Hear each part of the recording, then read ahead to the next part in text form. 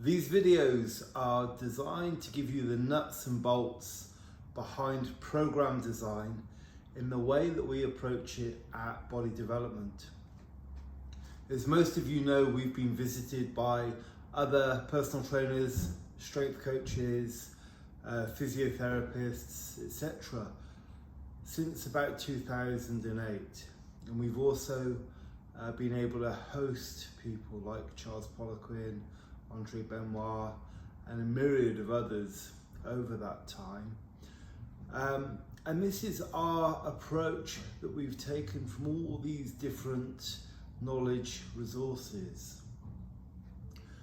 So we're looking at our volume, our intensity, and our complexity. So those are the three key components we need to look at when we're designing any kind of program. Volume, simply put, our reps, our sets, and our time under tension. Now we have time under tension specific to the rep, which is written as our tempo, and our time under tension specific to our set, which is the gross time that the total amount of reps will take. Our intensity is specific to our load. So that's not only the load lifted and the total load in terms of the repetitions performed with that load, the total workout load, so the successful repetitions performed for the total amount of sets. But we've also got to take into account the position of flexion for the individual repetition. This is getting more specific. And we look at lever arm lengths and things like that when we're working with different athletes mainly. But we're also looking at the rest required to effectively train and maintain the intensity or the load that we're lifting. So that all comes into that second idea. The complexity. So the complexity of the lift. Now obviously if we're doing weightlifting or Olympic style lifting, we're going to need bigger rest periods depending on the load that's lifted. So for instance, in a weightlifting gym, you're going to be hard pushed to find any serious lifter performing more than sort of 3, maximum of 5 reps for any specific lift, and then a longer rest period than people who are doing multiple lifts of a relatively light load. Basically put, the bigger the load, the bigger the rest, the smaller the load, the smaller the rest. Now if you're training predominantly general population like we are in this gym, we use relatively light loads, short rest intervals, and we're getting them very aware of their bodies whilst they're training. If we look at the volume, the reps, sets, and time under tension, we use a very, very simple program design when it comes to our weight training, where we use a 40 on, 20 off system, and we go for 4 sets. Generally we have 4 different exercises in a weight training workout, and we find this very, very effective for our clients, both to get the hang of the exercises that they're performing, but also to get the hang of understanding, applying the tension specific to the exercise to their body. So that's how we like to approach training initially here. As the clients get more adept at their training, they're able to manipulate their load, their understandings of position of flexion, and also the complexity at which they're working. Now this isn't just to the weight training workouts. We apply this same thought process in things like Punch-Out, our boxing, where you learn a more complex series of movements.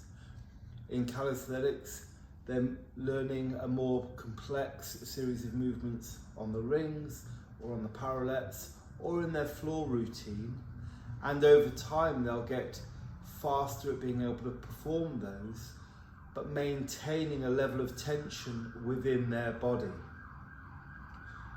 The first thing that we always look at is this idea of applying tension to the working muscles. So what we call pulling and pushing through mud. So we always start with the biceps curl, and we ask either the trainees or the personal trainers who are coaching to do a biceps curl. Then we ask them to pull up through mud and push down through mud so that they feel the biceps and the triceps under tension. As soon as you get that sensation, that feeling, then you can apply that tension to specific tempos. So for instance, it might be, I like to start with like a 2-0-2-0 tempo. It's pointless me giving people more complex tempos, like a 3-1-X-1 or something for training biceps if they can't apply the tension to those working muscles. So I like to start with something like a 2-0-2-0. So where I'm effectively, I've got a positive or a positive movement over a 2 count, and then a negative or an eccentric movement over a 2 count. So the concentric, 1001, 1002, 1001, 1002. The position of flexion at the humerus could be neutral. It could be in a shortened position, i.e. using something like a preacher bench, or it could be lengthened, where we're creating sort of more of a stretch across the muscle area. And again, this is where we may put in specific isometric pauses for specific reasons in terms of to create more of a strength. But the load or the intensity would have to be manipulated as well to compensate for those pauses, etc. going in. So whenever we're writing any kind of program, and we teach a lot of different disciplines here, if you follow us at all, then you'll see that we have different weight training, upper and lower weights, and we program primarily with a pair of dumbbells and kettlebells, and that's it, okay? In different classes, like the stretch and move classes, we use bands a lot more, punch out, boxing based, but there's still a huge strength and conditioning element to that. And the calisthenics is body weight and ring work primarily, with a little bit of use on the stool bars. However, coming back to that idea of understanding the tension and applying the tension to the working muscles, this takes time. Don't be in a rush. So the approach I tend to use in weight training classes, the first month, we approach it as 4 sets of the individual exercise. So for an upper lower class, that'll generally be some kind of squat, i.e. a goblet squat, some kind of press up, for instance a Persian press up. Then we go to a lower body like a lunge, or walking lunges, or forward and backward lunges, Cossack squats, whatever it might be. And then we either have some kind of pulling exercise like a row. We use the rings a lot for rowing, could be a kettlebell row, dumbbell rows, whatever. Or some kind of curl to shoulder exercise like an Arnold press, something along those lines. But they'll do 4 sets, a shorter, so 40 on, 20 off. If we have that idea of a tempo of 2 beats up, 2 beats down, then it would be 10 repetitions per set for 4 sets. Total reps, you're aiming for 40 reps with a load that is challenging for that duration of time. And obviously you're building lactic acid because of the short rest periods. Okay. The following month we go to 2 sets of each exercise, but for 2 circuits. So we disperse the lactic acid a little bit more quickly, and we're coming from higher to lower. Therefore, the load generally can go up a little bit more. We're still getting a very similar sort of caloric debt generally, especially for trainees with less than about a year training with us under the belt.